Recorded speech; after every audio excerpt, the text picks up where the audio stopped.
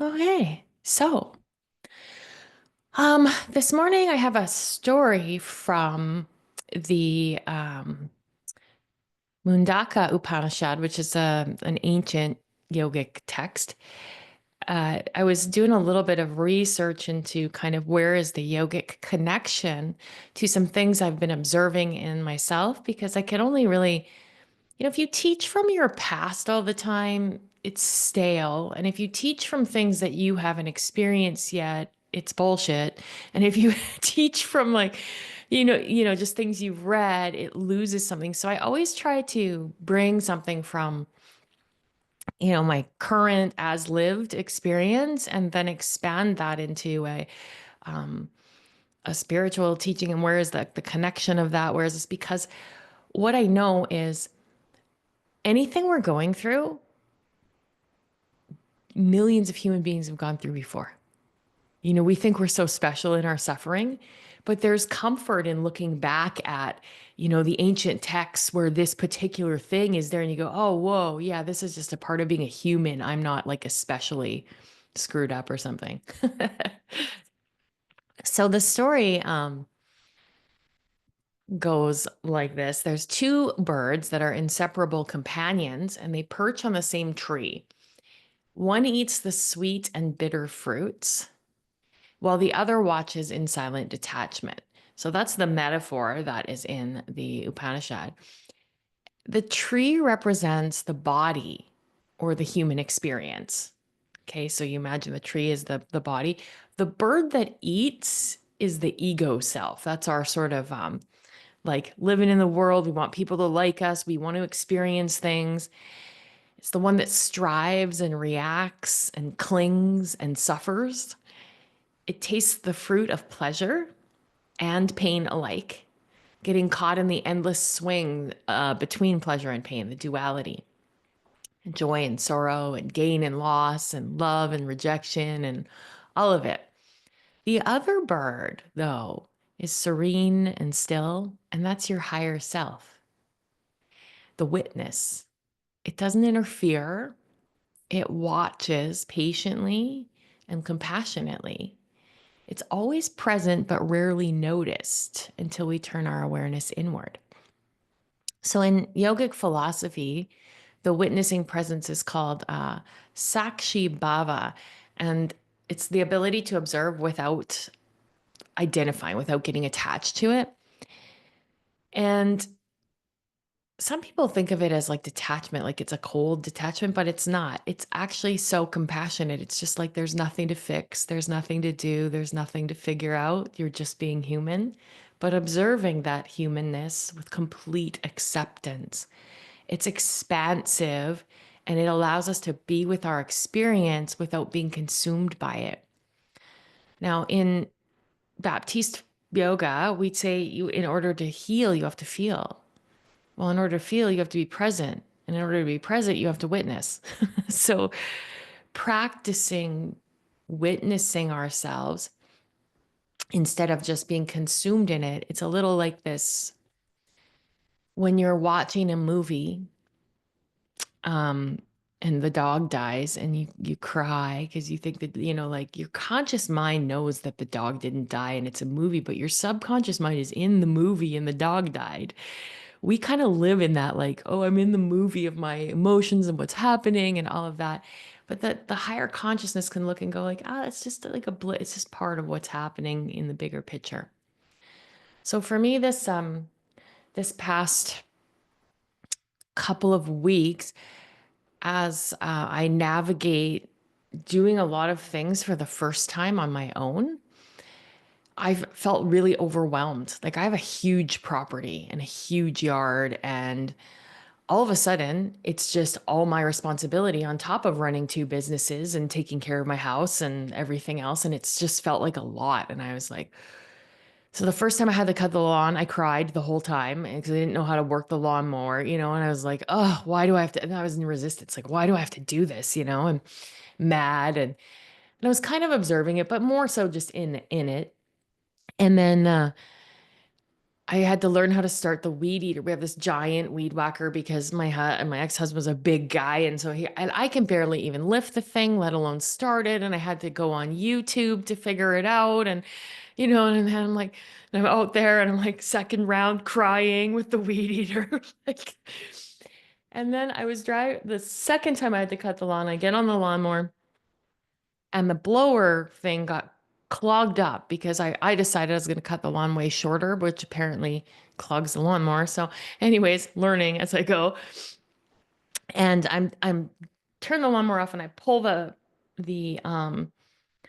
blower thing out and it's all plugged up. And I get it unplugged and I go, okay, good. And I felt all proud of myself. And then I can't start the lawnmower again. It's like a tractor lawnmower, but because there's some button you got to push it or whatever. So I'm just sitting there and I'm like, oh my God. Like, and being so overwhelmed by these ridiculous things, which I'm watching myself and shocked that I'm being overwhelmed by like cutting the. Anyways, as I just came inside and I sat down and I was like, okay, what am I going to do? I'm feeling overwhelmed, but it's because it's new. I'm expanding my capacity for new things and I'm expanding my capacity for discomfort. And I looked back at the past of how many times I've had to expand my capacity when building my businesses, taking on more projects, expand my capacity for compassion with my son, expand my capacity. And it always hurts a little bit, it always stretches us a little bit. And it was interesting to just observe that. And then I had so much compassion for myself flood in. I was like, yeah, it just sucks when you have to expand your capacity and you're going to cry while you're cutting the lawn. Like, it's okay. And, but it was very different than being in the movie of why do I have to cut the lawn and I don't know how to do this. And those are the two birds in the story. And when we can just get into that still spot and observe, we can see ourselves with so much more compassion. And I think that is when we feel into healing. So I just wanted to share that little, like I said, teaching from my own experience this morning and hopefully bringing it from a place of that brings some value to you. I have some, I always make journaling prompts for myself when I'm observing these things. So I asked, like, where in my life am I caught up in eating the bird, like the eating bird right now, reactive and striving and trying to fix things? And I just like made a list. And where am I in that doing, eating the fruit and the bitter and all of that? And then what were some moments when I stepped into the role of witness? And I thought about like this long, but I thought there was a lot of moments when I've stepped in and observed myself in new ways. And the next question is like, what helps me access that still observing part of myself? There has to be some gap in between there. Like you're in the story. And for me, what helps me access is I have to like step away from the thing that's overwhelmed just for a minute, change of scenery, change of mindset, and consciously ask, like, what is going on here? And then what new choice becomes possible when I shift from identifying with the experience to simply observing it? And for me, the shift that happens is I could just see just my humanness and there's nothing to fix. I could just be with everything that's going on. So I think that there's a valuable, I try to break down everything, my thinking, my inquiry into some sort of process that you can choose to use if you wish to get there yourself. So that's what the questions are sort of for is like, okay, how did I get there? How can I offer it to you to get there? So perhaps making a list of the places where you're reactive and you're in the movie and things are happening to you. And then recalling times when you stepped out of it and observed it and noticing what helps you get there. I think that those are some really helpful steps for getting to the observer a little more often. So let's meditate, folks. Mm.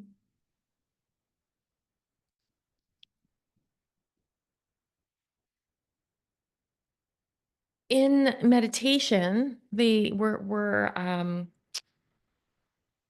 working out the observer muscle. Baron Baptiste calls it fitness for your inner witness. So I love that. Fitness for your inner witness. So just close your eyes and sit tall. Draw your jawbone back a little. And then take a deep, full breath in through your nose and sigh it out your mouth. I'm going to do a little bit of breath work here first. So I'd like you to breathe in for 6 counts. So we'll go in, 2, 3, 4, 5, 6. Hold for 7, 6, 5, 4, 3, 2, 1. Exhale for 8, 7, 6, 5, 4, 3, 2, 1. Inhale. Keep inhaling. Hold.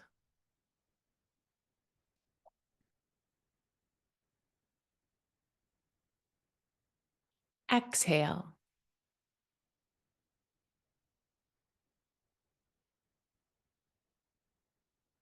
One more time. Inhale.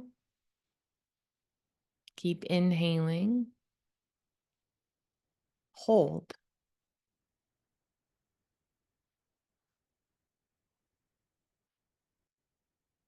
Exhale.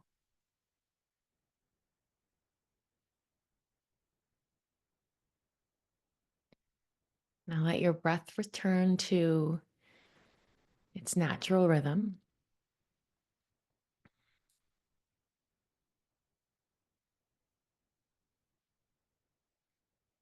And observe your physical body in this space.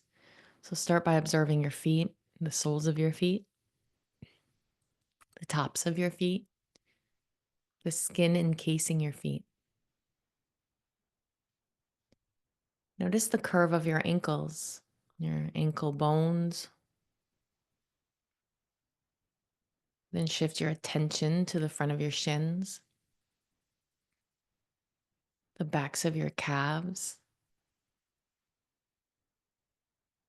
your knees, your thighs, front and back, your sits bones on whatever surface you're sitting on.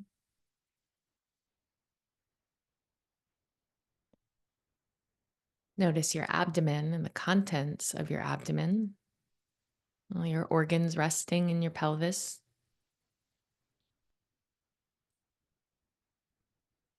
Notice your tailbone, and walk the fingers of your mind one at a time up each vertebra in your spine to the base of your neck. And slide your attention across the tops of your shoulders, down your upper arms to your elbow pits, from your elbows down to your wrists. Then notice the backs of your hands, your fingernails, and then the palms of your hands, the skin that encases your whole hands. And pull your awareness to the hollow at the base of your throat.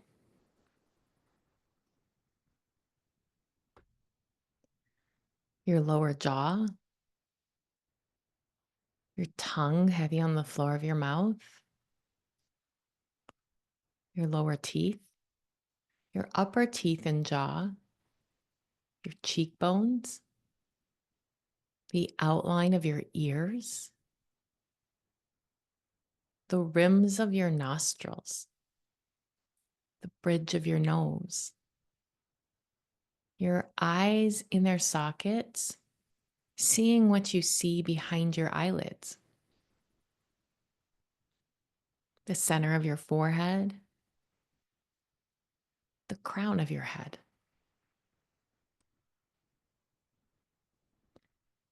And now let's come to our senses. Notice what you feel. You feel pressure from the chair beneath you, clothing on your skin, the temperature of the air. Are there any internal sensations?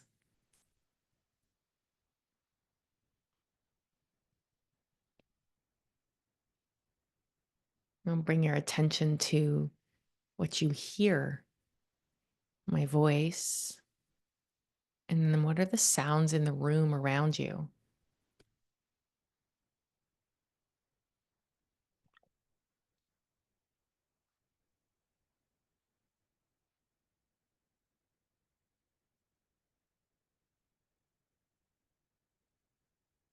Now pull your awareness into what you see behind your eyelids. Do you see light or dark, or flashes, or cells dancing across your eyelids?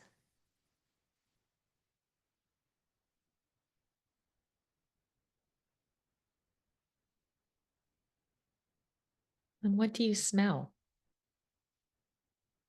Soap or coffee,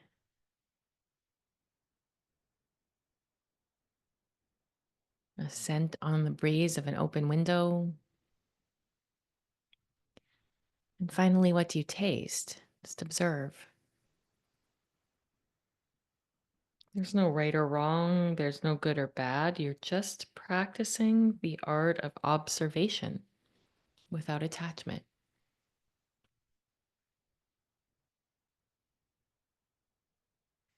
And now simply witness the rising and falling of your breath,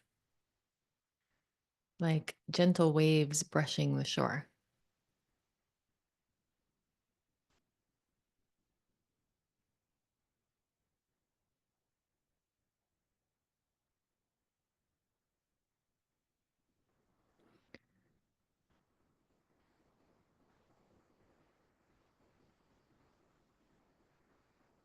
Imagine yourself now sitting beneath a massive tree, like the Lion King tree, like Rafiki's tree in the Lion King.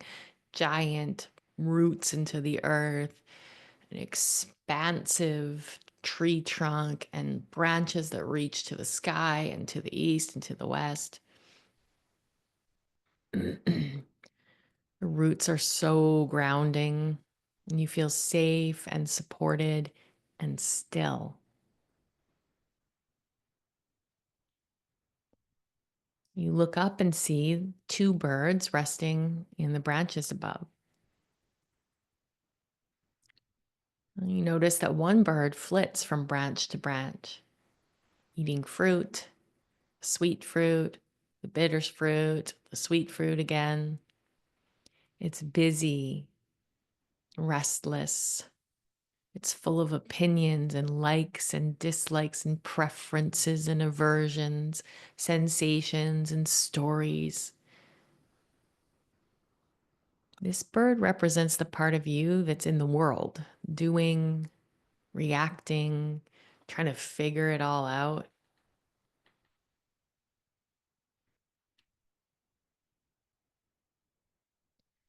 Now shift your gaze to the second bird. This one is still, calm, observing. It doesn't judge the first bird. It simply watches with deep compassion. It sees the whole forest, not just the fruit. This is your inner witness, your higher self, your unshakable knowing.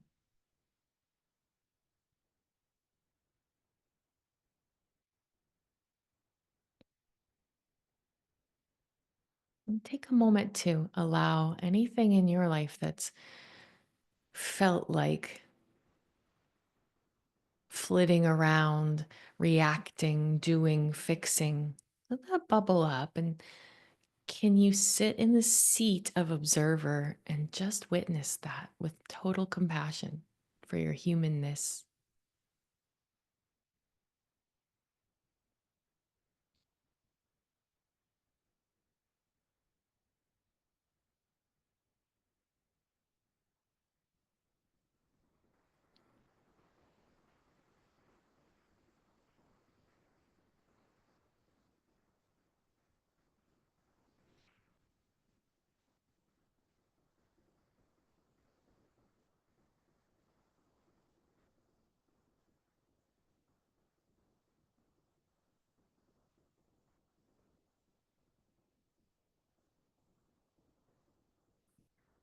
And now, could you stay in the seat of observer, the witnessing bird, and look around at the other birds in the tree, other people striving, doing, being, trying to fix?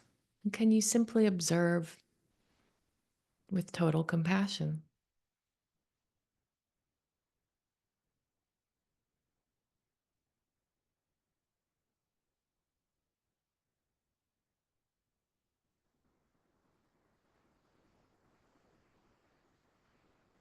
Nothing to do, nothing to fix, nothing to figure out.